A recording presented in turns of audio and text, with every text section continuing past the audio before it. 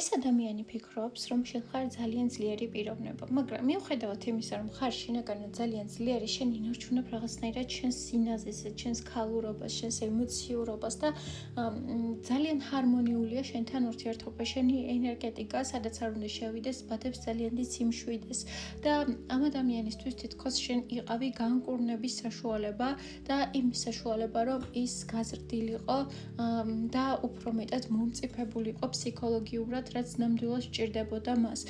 ის დამოუკიდებლად ვერ ახერხებდა ამ განკურნებას და შენი ენერგია იყო ის, რაც უფიცქებდა რეალურად ამ ადამიანის წინსვლისკენ.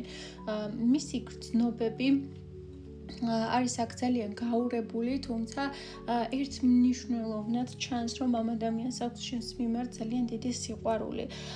ის გთვლის, რომ შენ ხარ მისი მეორე ნახევარი, რომელიც იდეალურად ერგება მას და თითქოს რაღაც ეტაპზე თქვენი ურთიერთობა გაიყო და თქვენი გზები გაიყო იმ მიზეზით, რომ მისი ტემპი იყო საკმაოდ ნელი და ნელა ვითარდებოდა მისი ცხოვრება, შენ კი თითქოს უფრო მეტად სწრაფად გინდოდა ცვლილებები, გინდოდა უფრო მეტი სიმსუბუქე, უფრო მეტი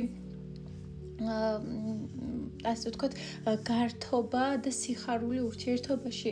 რისი მიმოცემას თითქოს ამ ადამიანს არ შეეძლო იმ მომენტში, რადგან ის იყო გაჭედილი რაღაც ემოციურად თავის ცხოვრებაში და ვერ ახერხებდა, რომ წინ წასულიყო.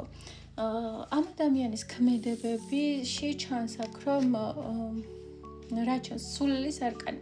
სულელის არკანი აქ მეუბნება იმას, რომ თითქოს ეს ადამიანი მზად არის ცვლილებებისთვის, მზად არის ახალი ნაბიჯებისთვის.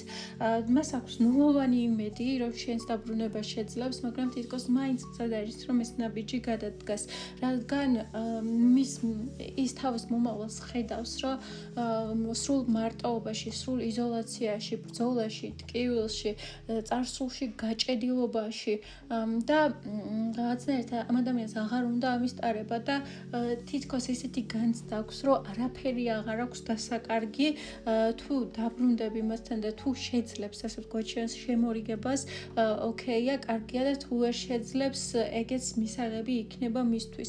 დასაკარგი აღარაფერი მაქვს, ამიტომ აუცილებლად უნდა ვცადო. ასეთი ენერგიები მომდის ახლა მისგან.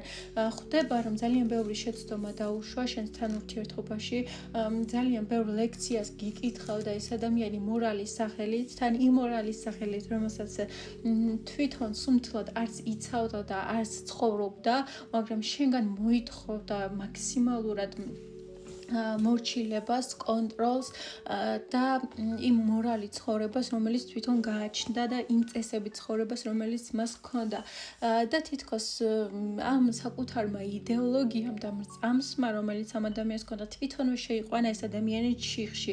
თვითონვე დააკარგვინა რწმენა მომავლის ადამიანების, საკუთარი თავის, ღმერთის, აბსოლუტურად ყველაფრის და აღმოჩნდა საკუთარი თავის მიერ შექმნილ ციხეში, სადაც არაფერი იყო ტკივილის გარდა, არაფერი იყო ტრავმების და შიშების გარდა და ამ ადამიანს სურს აქედან გამოვიდეს. ამ ადამიანს სურს, რომ აირჩიოს ახალი გზა, აირჩიოს თავისი ჩაკეტილი მდგომარეობიდან გასვლა და მიიღოს ის თასი, რომელსაც შენ ადრე უზიარებდი და რომელზეც თავის დროზე მან უარი გითხრა. სულ ეს არის, რისი თქმაც მინდოდა შენთვის, თუ შენზე რეზონირდა ეს ინფორმაცია, დამწერე კომენტარებში, ხოლო პირად სესიებთან დაკავშირებით მომწერე ინსტაგრამზე.